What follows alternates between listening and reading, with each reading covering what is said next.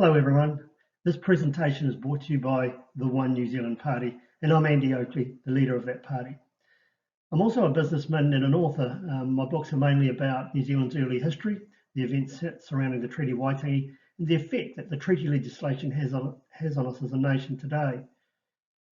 I believe that the modern interpretation of the treaty is purposefully fraudulent. I think it's the source of practically all racism in New Zealand and also the driver of separatism. I believe that corrupt and ignorant politicians from all of the major political parties and also many of the more radical Maori leaders are taking us backwards as a nation. Now, these people believe that categorizing people into groups or races and then appeasing these groups is a good way to win elections, or I don't know, simply to look good. None of which is about providing for the people or moving us forward as a nation.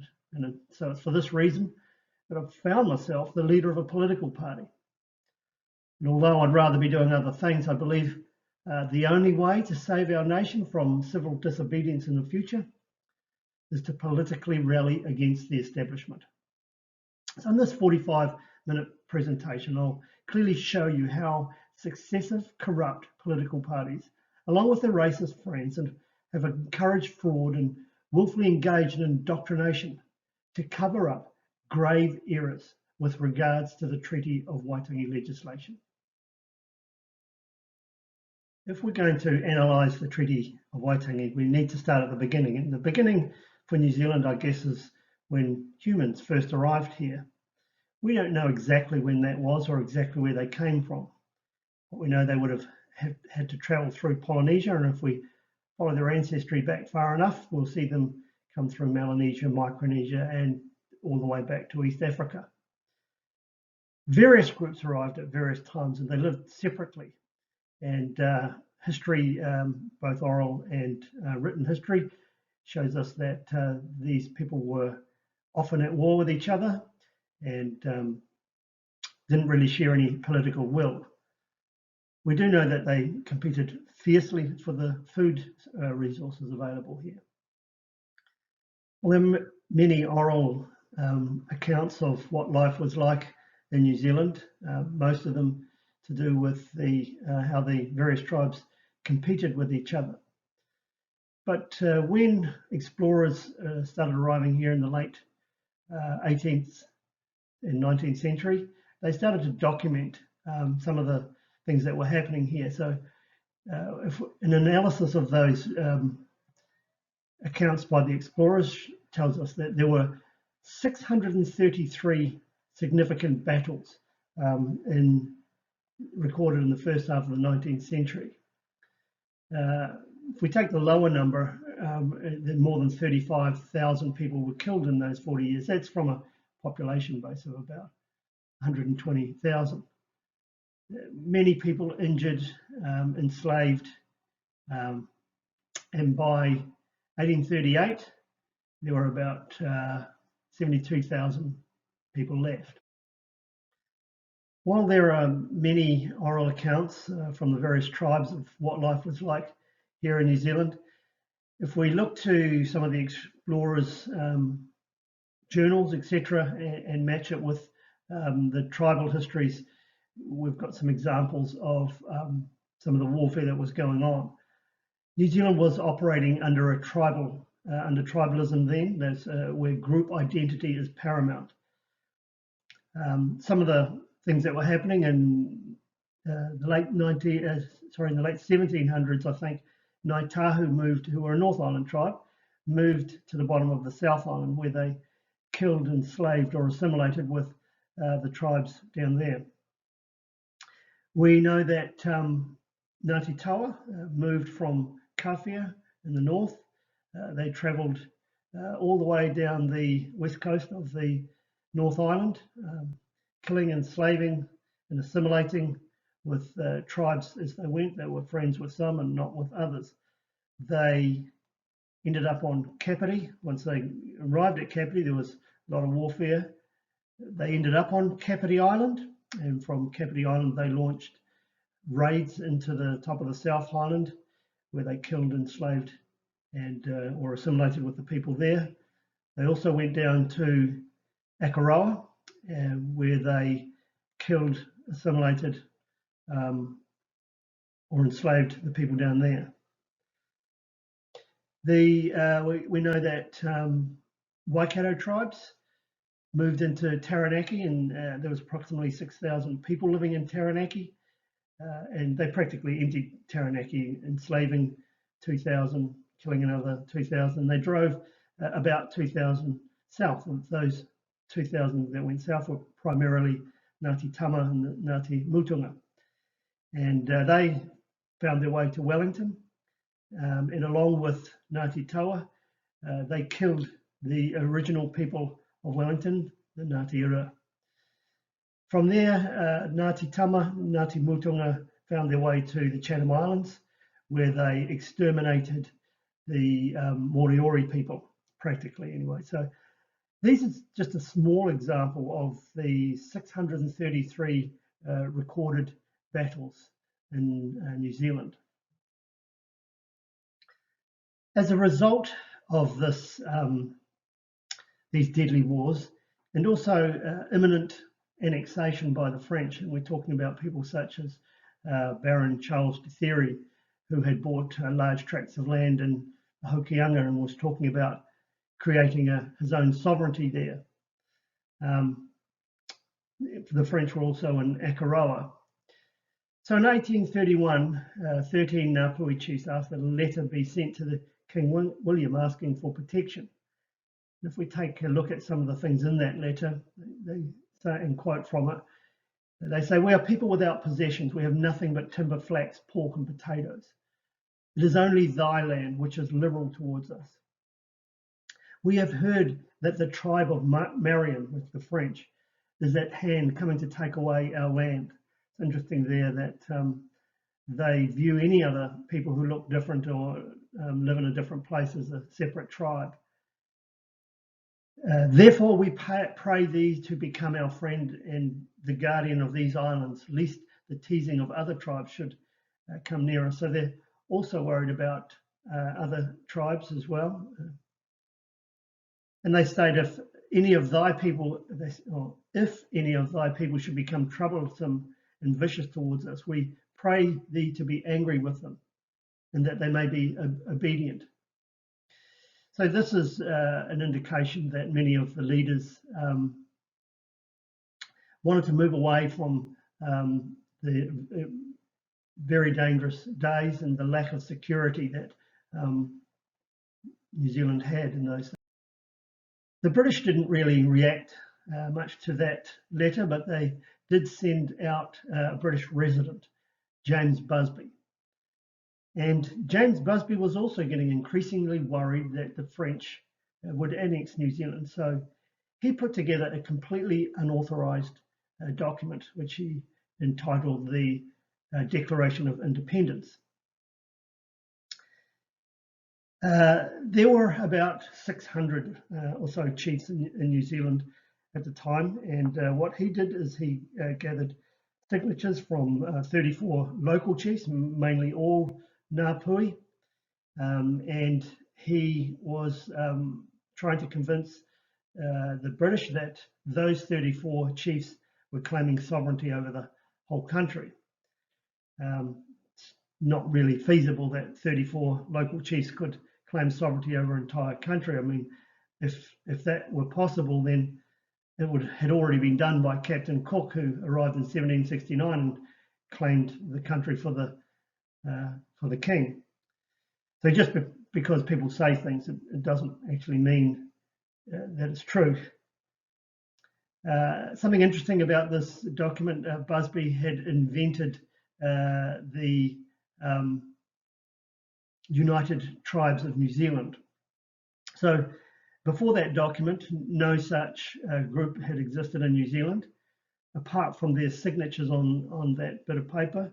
There's no record of them ever meeting again or doing anything at all that would affect the New Zealand history. So particularly interesting document, but and may have staved off the French for some time, but in terms of anything official, it didn't mean anything.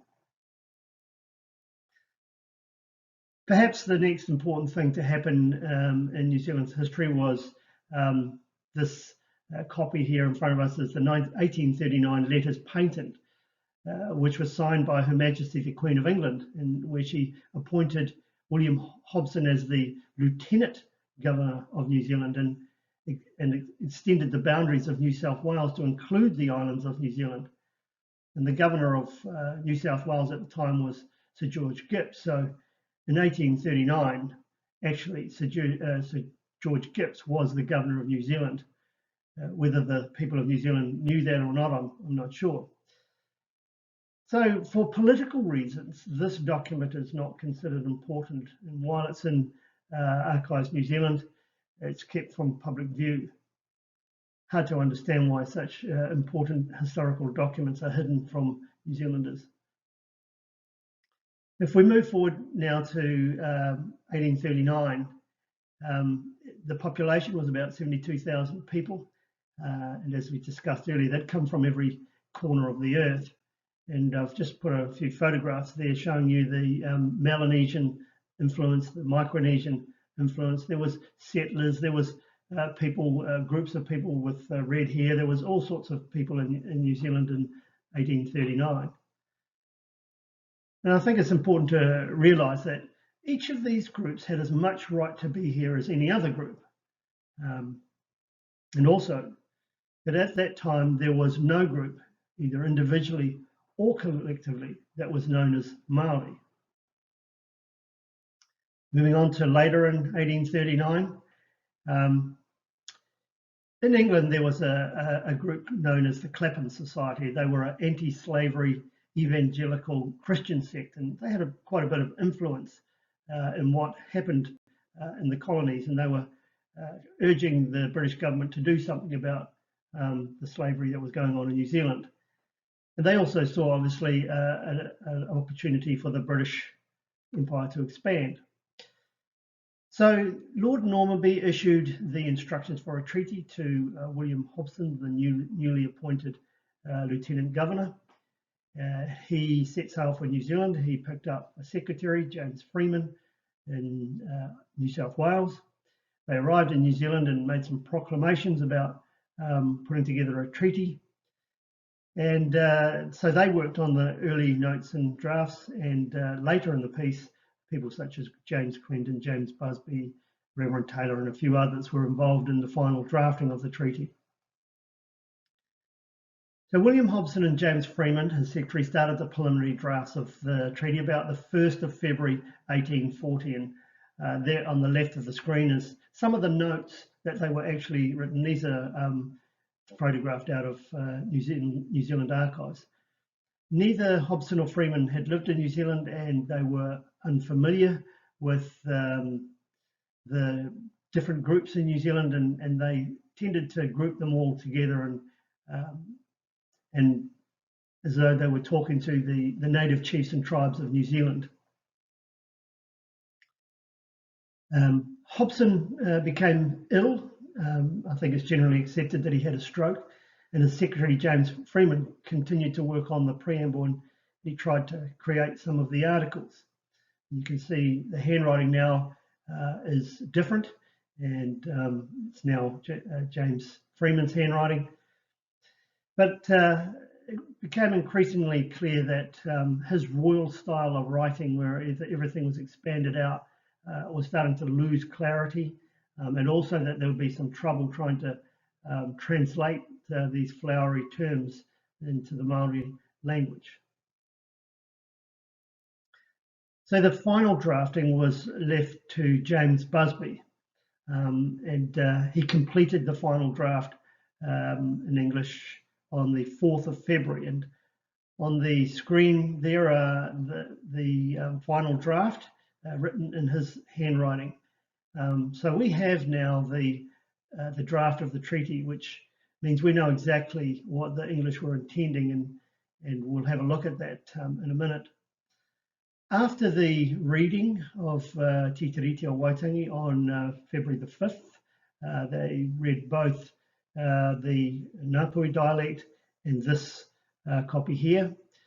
Then this document was filed with James Clendon's lawyer, Henry Littlewood. That's after the February 5th reading. At that time, practically everybody in New Zealand spoke versions or dialects of what we call now the Māori language.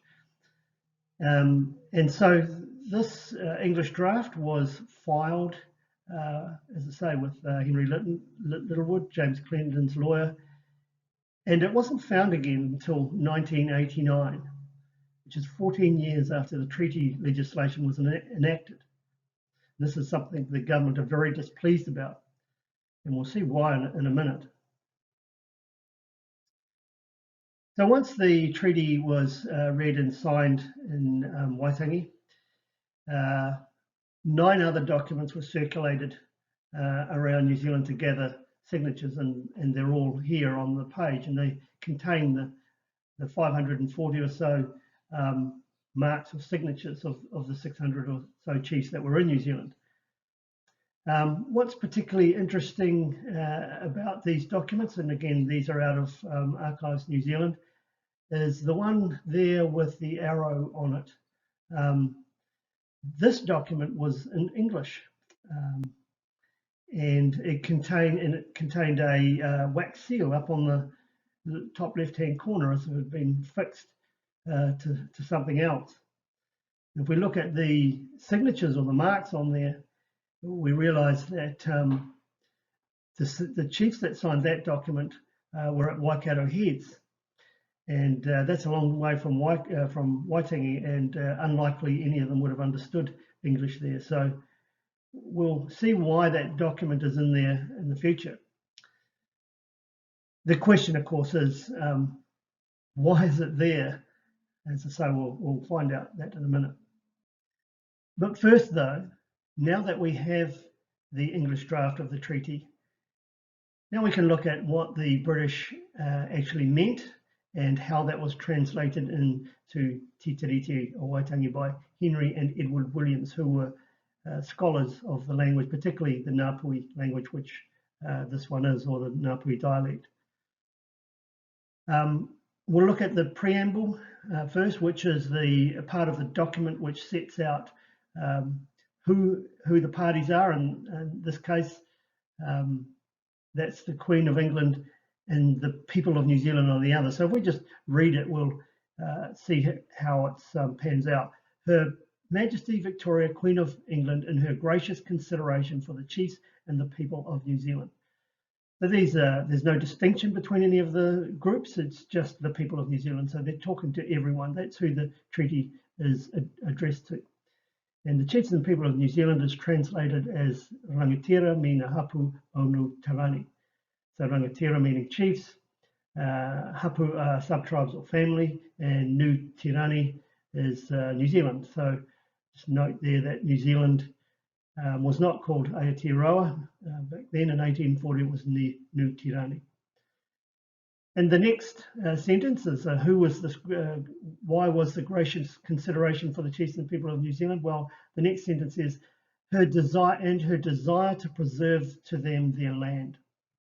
And as we know, and we just discussed earlier, that 2/3 of the landmass of New Zealand had been sold prior to the treaty, and this was an attempt to get some of it back and to stop more of it going. The next sentence states, and to maintain peace and order amongst them. And as we said, there's 633 battles between 1800 and 1840. It really was a violent place to be. So that's the preamble. It does go on a little bit, but in terms of the context that we need, we're just wondering who is it addressed to, why is it, and we can see that. The next article is the first article, and again on the left we have the James Busby Treaty. These are in the words and the spelling that he used, so there are some spelling errors in there, and I've left them in there. And if we read the first article, it says the chiefs of the Confederation of the United Tribes. Well, there's that group that Busby made up in the Declaration of Independence. I think he's trying to save face there. As I said, there's no evidence that this group existed or did anything in deliberation at all. But he mentions them. He also mentions, and all the other chiefs who have not joined the Confederation, so he's talking about all of them, cede to the Queen of England forever the entire sovereignty of their country. It's quite clear. And it's translated on the other side by Henry and Edward Williams. And I suppose the contentious part of this, which some people say is contentious, is that they use the word kawanatanga to mean sovereignty. Now, I don't think the chiefs of New Zealand were stupid. Their actions it's quite clear in the speeches at Waitangi and also later speeches in the Kohimarama conference in 1860. They knew exactly what was going on, that the Queen would be ruling New Zealand. There's no doubt about that. Okay, now we'll move on to the Article 2nd, and here's where things get really interesting. In English, in the Busby's final draft, the Queen of England confirms and guarantees to the chiefs and tribes and to all the people of New Zealand. And as I said earlier, when the notes of the treaty were first being drafted by Hobson and Freeman, they used the term natives, tribes and chiefs and those sorts of things.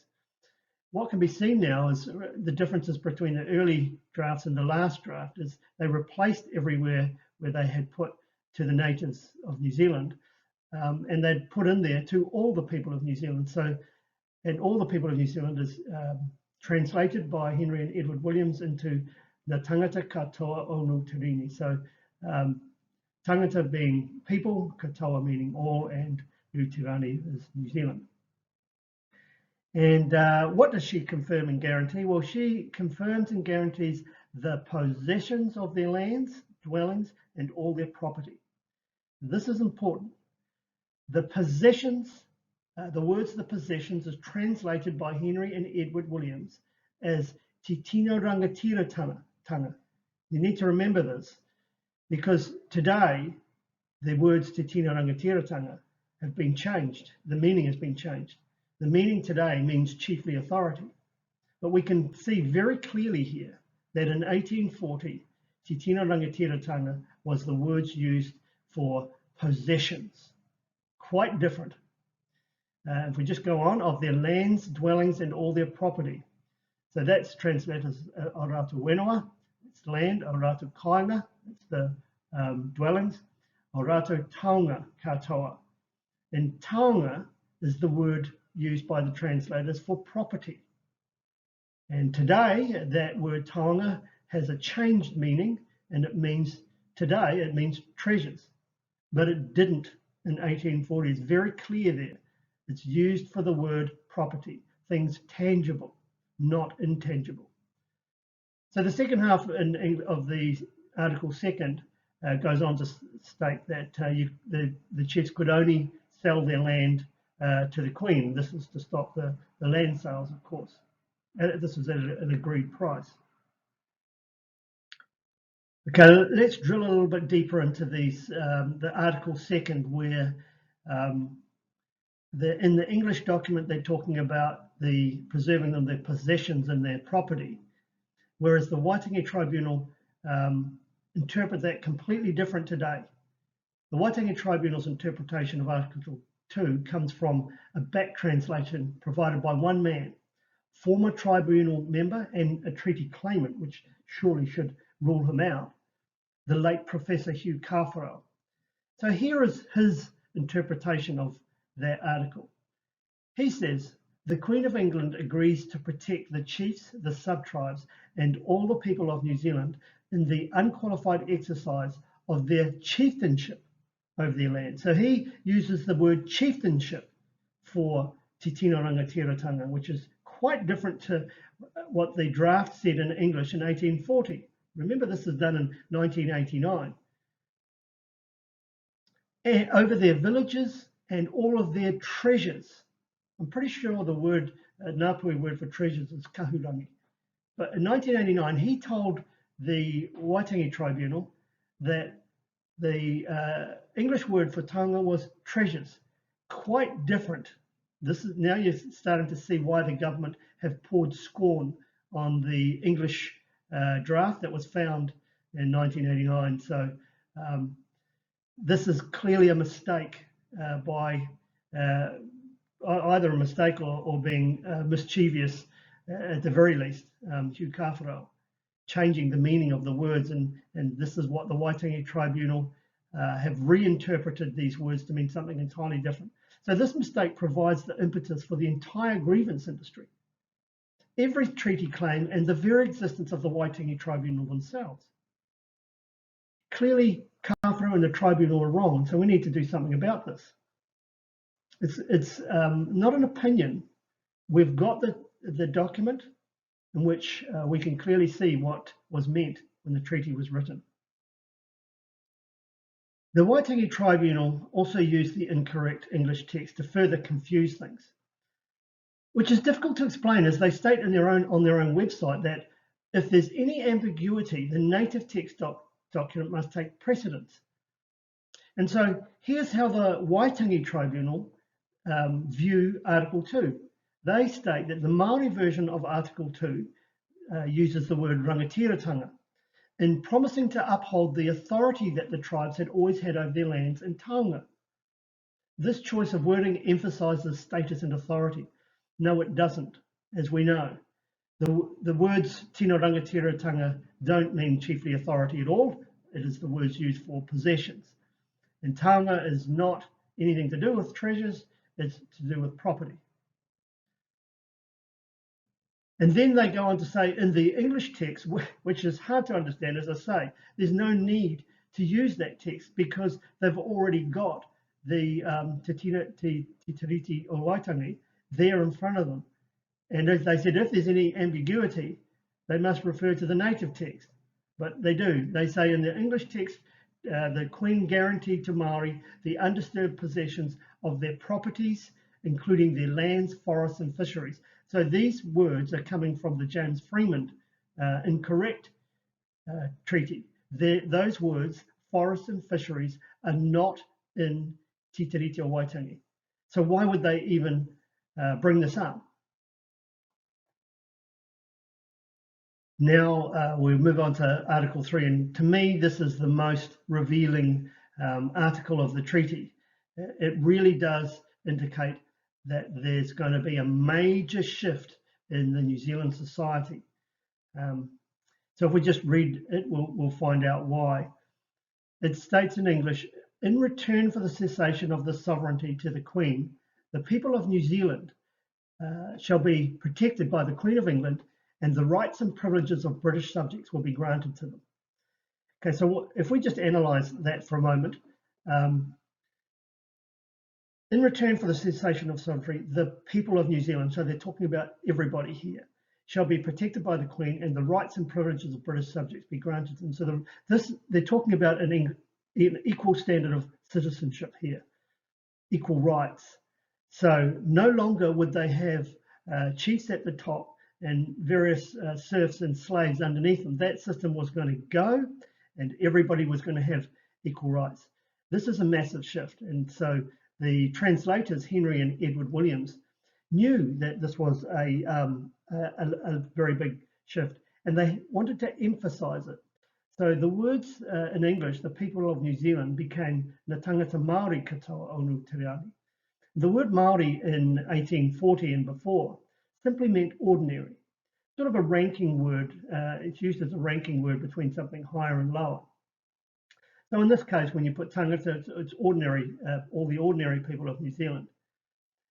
So they were hoping to let all the people of New Zealand know that although it was the rangatira who ceded sovereignty, everybody got equal rights. As I say, Māori in 1840 simply meant ordinary.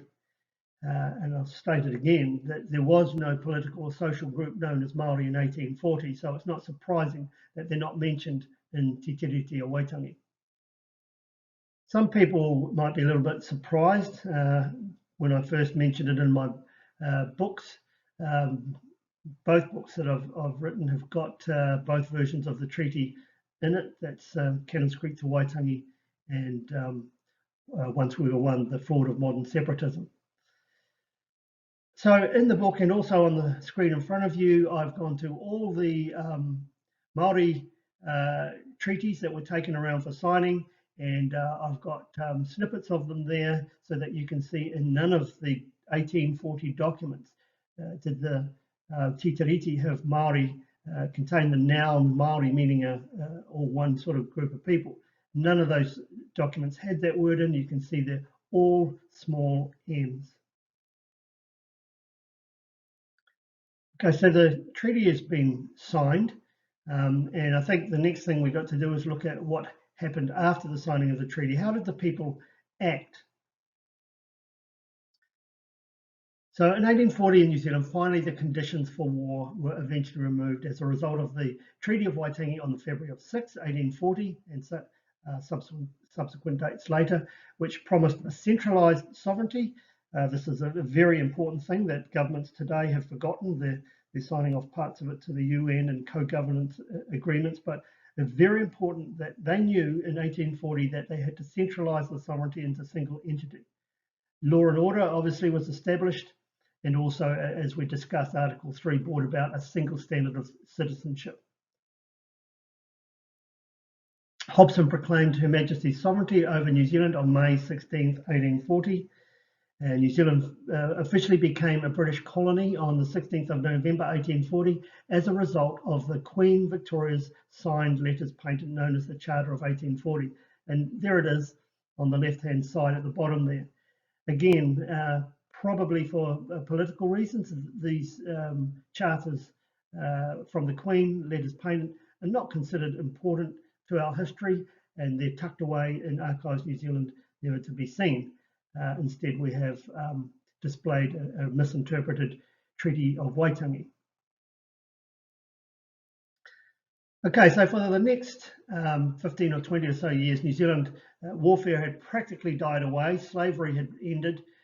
Things like cannibalism were practically unheard of anymore. But as a result of some disputes between the tribes about how much land they should and shouldn't be selling to the Crown, some of the central North Island tribes began to rebel against the sovereignty that had been assigned to the Queen in 1840. Some of these groups would say that they didn't sign the treaty, but also some did.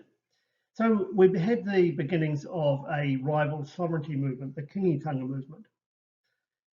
Eventually, they threatened to wage war against the Crown and the public of New Zealand. And so the Crown was obligated to protect New Zealand as per Article 3 of the treaty. And so they fought them. And the Crown forces that were put together were a combination of British soldiers, forest rangers, and many of the local tribes who were faithful to the Queen. There's many more of those tribes than there were Kingitanga. As a result of those skirmishes in the various areas, a total over 12 years of 2,990, some on either side. If you think that war wouldn't happen in New Zealand, this was only 157 years ago, just a few decades before my grandfather was born. Later governments in the ensuing years became less happy with the land confiscations that happened during the sovereignty wars. And 1926, a Royal Commission on Māori land confiscations was set up, presided by William Sim. And it was a complicated process, went on for probably far too long, but it was concluded in 1947. Final settlements were agreed with every tribe that had had land confiscations. And so New Zealand moved into the 1950s, 60s, and 70s as one of the most peaceful and fairest nations on earth.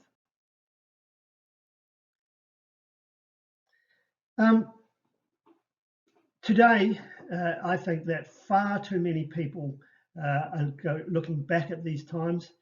We can see that by the 1950s, these treaty settlements, etc., were completed and finalised. There were none.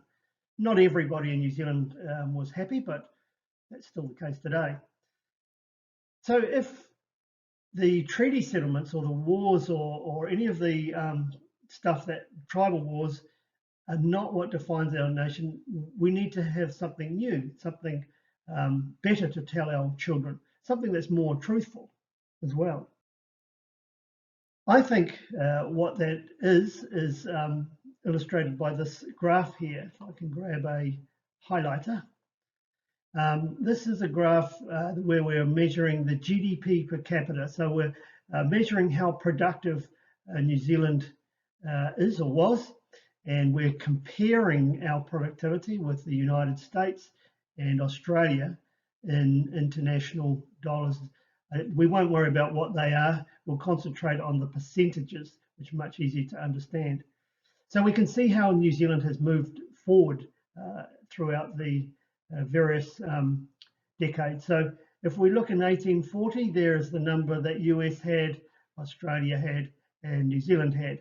And we can see that we were 25% of the US in terms of productivity per capita, and a third of the Australians, just under. But by 1900, just 60 years later, we see the numbers for the US and Australia, and then we see the number of New Zealand. We had gone on to overtake with 105% of the US and 107% of Australia. So in just 60 years after coming together as a single nation, we had overtaken both other emerging countries, the United States and America. This is an unbelievable achievement. And if anybody wants anything, a new story to tell our children that they can be proud of, it would be that. And it doesn't stop in the year 1900. If we go to the 1950s and we look at the US number, well, they'd gone on to be a superpower by the 1950s. So unsurprisingly, their number is really big now. There's Australia's number and there's New Zealand's number. Well, the incredible thing is that even though the US was a superpower, New Zealand was still nearly 90% as good as them in terms of our productivity measured GDP per capita. And we had gone on to move further ahead of Australia. So this period, the 1950s, 60s and 70s, was the period I was born into. People my age in their 50s and older will remember this period. It was a wonderful period of prosperity and peace in New Zealand. Unfortunately, if we go into future years, in the year 2000, we'd slipped back to 57, so nearly half of where we were in the year 1900 against the US, and gone from 114%, which is in front of Australia, to 74%, which is way behind. And the most recent one I've got is 2018. We're slight resurgence against the US, but it's way behind, and even further back against the Australians. So what we can see here is the economy and our society generally has slowly been going backwards since the 50s, 60s and 70s. So this slide actually tells us that New Zealand also was one of the most desirable places in the entire world to live in during the 50s, 60s and 70s. And it was all achieved operating as one nation with a single standard of citizenship. That's what we should be teaching our children. Okay, so now we need to ask ourselves some questions after looking at that last slide. Why are we now one of the most unproductive and lowest paid nations in the OECD? Well, I've got a presentation also on our website called the Great New Zealand Economic Collapse, which explains that, so we can look at that at a later date. Also, why is our nation caught up in eternal treaty claims when full and final settlements have been agreed by the 1950s? And why do we have so much racism now? I think people my age and older who lived through that period, the 1950s, 60s and 70s, will all agree that there was practically no racism back then. I grew up in Cannons Creek, one of the world's largest Polynesian cities. I don't remember racism being a thing at all. And why are Māori being separated from the general population and now apparently according to the legislation, they're a separate race. Or quite simply, it's political fraud. In the next few slides, we'll have a look at. Well, the change began to happen, as we can see in some of those economic slides, that the change started to happen sometime in the 1970s when the emergence of identity politics was first occurring in New Zealand. New Zealand was, compared to the rest of the world, a place where we had a peaceful and stable country. That wasn't the case in other places around the world. In America, you had the civil rights movement, which I agree was required to move Black Americans up in society. We had apartheid systems in the South Africa, which people were protesting against. And we also had the Vietnam War. But as I say, New Zealand had almost no problems. And if we look at these signs over here, we have the emergence of the Ngā Tamatoa protest movement in the 1970s. It began, I think, by Ranganui Walker out of the Auckland University. And you can see that although New Zealand was a peaceful, stable country with practically no racism, these signs here are very disturbing indeed. So you can see there, our enemy is the white man, not the Viet Cong. You know, this is New Zealand we're talking about here. There was practically no racism here, yet these people were telling the crowds that the white man is their enemy. We also see over on this slide here, they're talking about the Black Panther movement. You know, these things were not required in New Zealand. We didn't have any racism here. Land issues had been largely solved. And these people were bringing them back again onto the political landscape. And unfortunately, in 1975, the Labour government decided to appease this group. So this is when identity politics, we first see it occurring in New Zealand. Ngā Tamatoa got a protest movement together to petition the government to look at land claims again. That had all sorts of ideas that things hadn't been fair and they wanted to relitigate the whole thing. So the Labour Party decided to ignore the 100 years of investigations and final settlements with the tribes and write legislation to appease a racial identity group. And so they opened the long forgotten treaty papers looking for a way to rewrite history. And through their sheer ignorance, they found what appeared to give them the impetus. Basically, it was they're going to use this English document, use together the signatures after this document was read to the people at Waikato as an excuse to introduce legislation.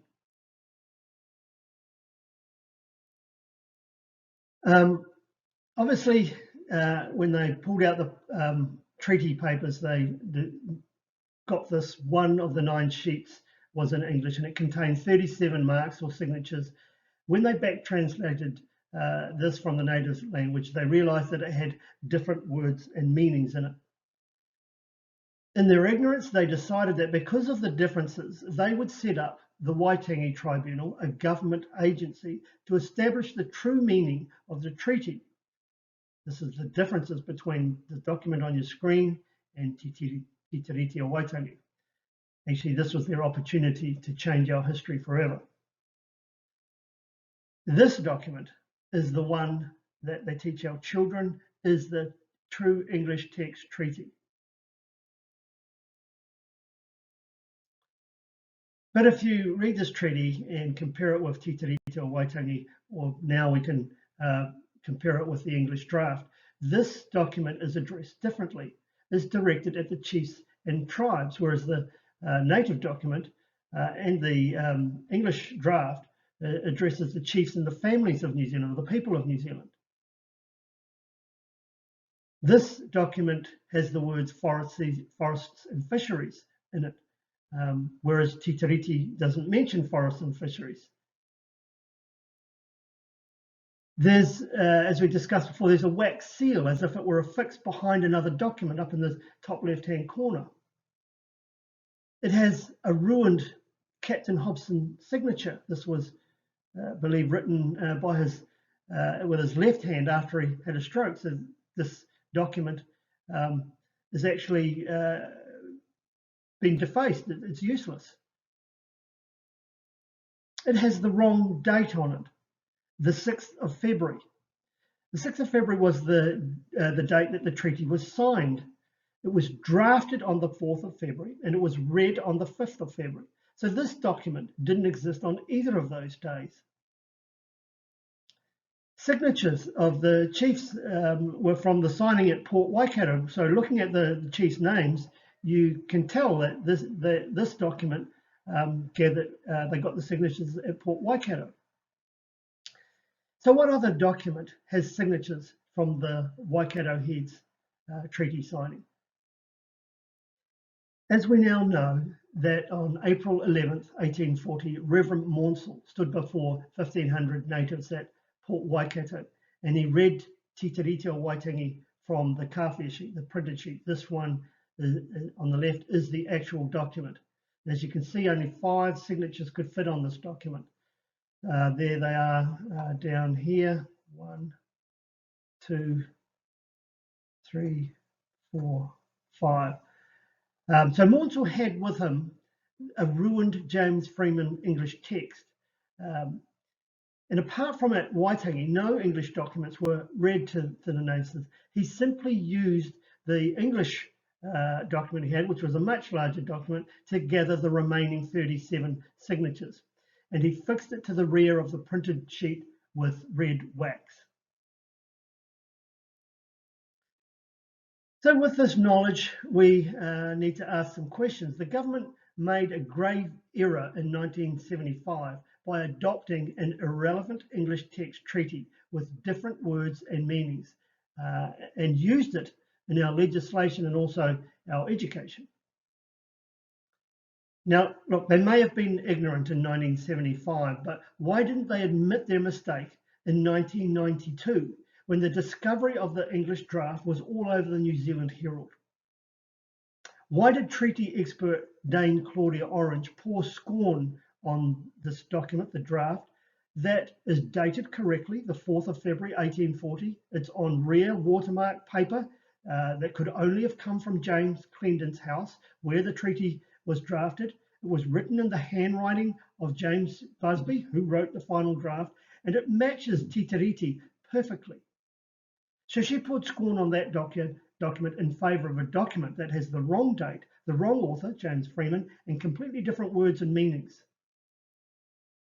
And why did the government set up a Treaty to You roadshow and take it to every centre in the country to indoctrinate the children, stating that the English text treaty that they use is the correct treaty, when of course there was no English text treaty at all? And there are the Herald articles about the draft being found.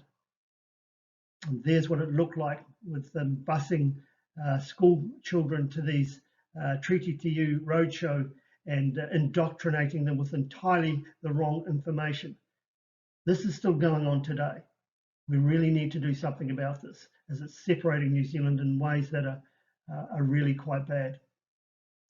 Some further questions. Why is our education system becoming ever increasingly treaty-based? And the information that they're giving our children, particularly about the treaty, is false. And why would anyone challenge this false and racist ideological claptrap, which I do they get called a racist? Well, quite simply, it's fraud. It's not just any fraud either. It's state-sanctioned fraud. It's coming from our government.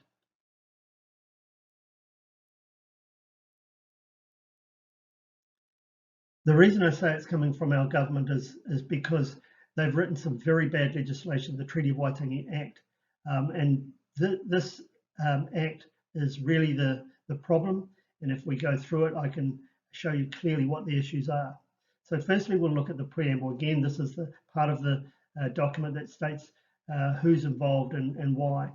In the very first line, it says, whereas on 6th of February 1840, a treaty was entered into at Waitangi between Her Late Queen Victoria and Her Late Majesty Queen Victoria and the Māori people of New Zealand.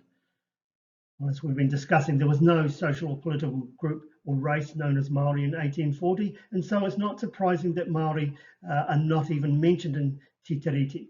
We can clearly see in both the English draft and the Ngāpuhi dialect, the treaty is addressed to all the people of New Zealand. It couldn't be clearer, and yet the first line of this act and legislation tells us that it was between the Queen and Māori. Quite simply, is wrong. The next thing in the legislation, it defines, so you might think, who are these Māori people? Because they certainly didn't exist pre-1840. So they give a definition here. And in the legislation, they tell us that Māori means a person of the Māori race of New Zealand and includes any descendants of such a person. So this piece of information here is manufacturing Māori out of thin air. It's an ancestry cancelling piece of legislation, because if we have a European mother and a person who defines as Māori as the father, the child becomes Māori by law.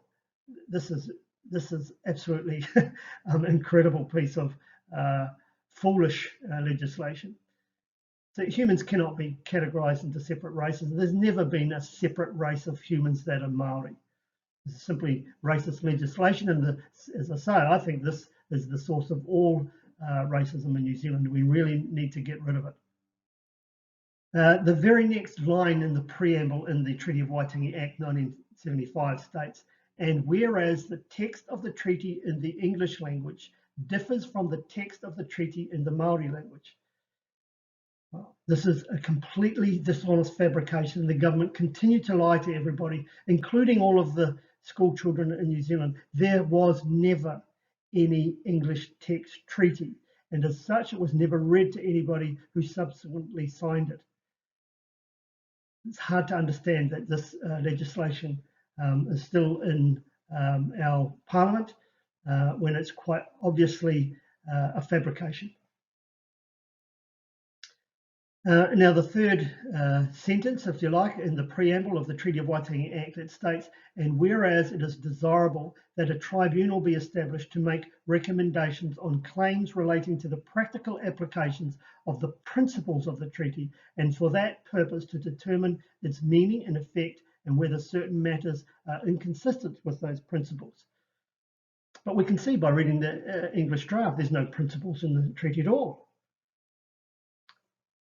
And also when we read the English draft, we can see that Article 3 clearly states in it that the Crown will protect New Zealanders and make sure that we all have equal rights. And this legislation takes away those equal rights. In fact, it's the end of our single standard of citizenship. Now, you might think that a few mistakes in the Treaty of Waitangi Act is neither here nor there, and we should just carry on. After all, what's wrong with giving people some little bit of money and land? Well, the Treaty of Waitangi separated Māori from the rest of New Zealanders as a different race, so we lost our single standard of citizenship. And we've seen the gradual change that the separated Māori race had become tangata whenua, which was the next identifier for them. And that tangata whenua is now morphed into mana whenua. Mana whenua is more like lords of the land. And so we see in all sorts of other legislation, the lords of the land sitting in what used to be democratic places where people were elected in to make decisions about how our country are run and those sorts of things. Well, increasingly we're seeing advisory boards, unelected advisory boards, iwi, local iwi, sit in the both central and local government, making decisions on or approving or unapproving decisions, democratic decisions. And here is an example. This is a bill in legislation. It's really about the Water Services Regulatory Bill. It's called Taumata Arawai.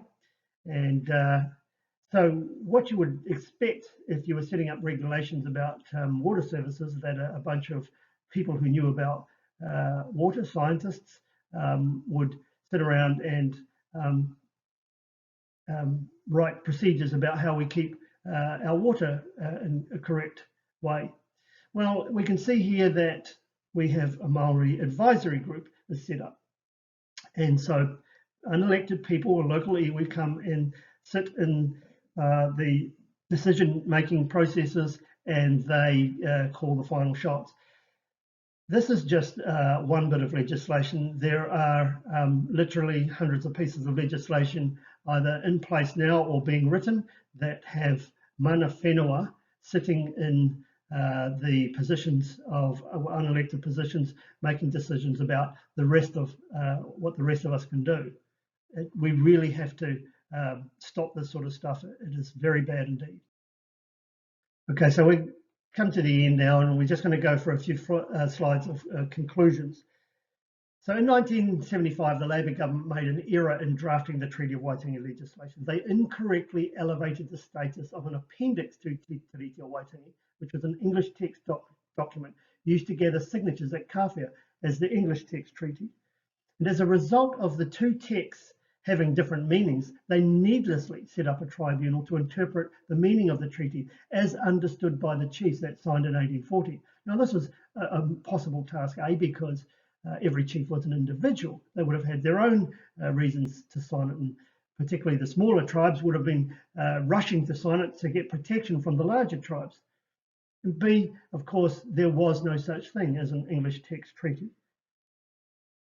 Now, despite the discovery of the English draft of Treaty of Waitangi in 1989, Professor Hugh Carfrell produced a back translation used by the tribunal to interpret the meaning of the treaty, or incorrectly interpret the meaning of the treaty. He interpreted the 1840 words Te Tino Rangatira as chiefly authority, which was wrong. It was the word for possessions, and he also interpreted the word taonga as treasures. I think I might have said earlier that I think in Ngāpuhi the word for treasures was kahurangi. The word taonga was used for properties. We can see that. The evidence is right in front of us when we read the English draft. In 1992, the existence of the English draft was highlighted by the media.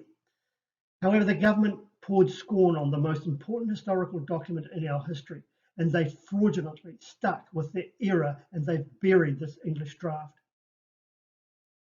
In 1992, it was clear that Kawhia and the Tribunal, and so the government, had incorrectly translated the two words that are used as the basis of all treaty claims, i.e. that Māori were denied chiefly authority in their treasures, which were things tangible and intangible. Now, of course, this is untrue. Māori did not exist as a political or social group in 1840, and they're not mentioned in Te Tiriti. It is impossible for a group to cede sovereignty in Article 1 and to retain chiefly authorities in the very next article. It's contradictory. And so there are no treaty-based reasons for our government to give money, land, or extra rights to people who choose to define as Māori. Politicians and educators have a duty to ensure that the information that they peddle to the public is factual, particularly if it is racially motivated. Clearly, successive governments, through legislation, our education system, have racially divided the people of New Zealand, and the treaty being the single source of all racism in New Zealand. And so there we have it. That presentation was brought to you by the One New Zealand Party. We have a set of policies to combat the loss of the single standard of citizenship. That policy set is entitled Stability, and we have another policy set that sets us back on to the economic prosperity, and we also have a set of policies around the people. And so the only way to end this racial madness is to give us your party vote, the One New Zealand Party, in the 2020 elections. Now, you can find out more about us and our policies from our website, www.onenzparty.org.nz. You can contribute and get your voice out there if you come to our Facebook page. So thank you for your time today, and please support us both financially and with your vote. I think our grandchildren's lives depend on us creating a stable country for them. So once again, thank you very much. I've been Andy Oakley.